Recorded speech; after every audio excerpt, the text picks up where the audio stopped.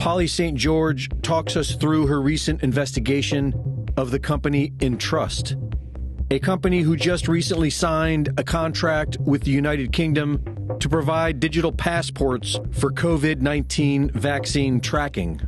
What she discovered was that the family who owns Entrust not only has Nazi roots, but they are in fact a very prominent Nazi family. The family in question is the Quandt family. In 1929, Gunther Quandt took over one of the largest arms manufacturers in Germany. He then divorced his second wife Magda, who then married Joseph Goebbels just 2 years later in 1931.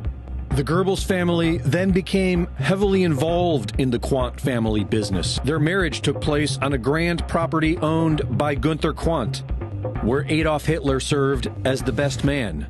In 1933, Gunther officially joined the Nazi Party and was granted special privileges to use slave labor.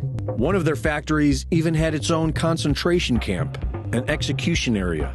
A former prosecutor at the Nuremberg trials claims that there was plenty of evidence to prosecute the Quandts and regrets how they were allowed to evade punishment. Entrust was bought by the Quandt family in 1987, has went on to gain contracts in banking and government, including just about every level of the U.S. federal government, and has just signed a contract to provide digital passports for the UK. The Quandt family weren't the only Nazi industrialists to go on after the war and thrive. IG Farben Bayer is the father of Big Pharma. And this ideology wasn't born with the Nazis. It comes from the Sabbatean Frankist, Rockefeller-Rothschild banking empire. The ones who mysteriously create money and loan it to us with interest as if they own it all. We know who they are. Many of them are coming out of the shadows and offering us tyranny, and many of us are accepting the offer.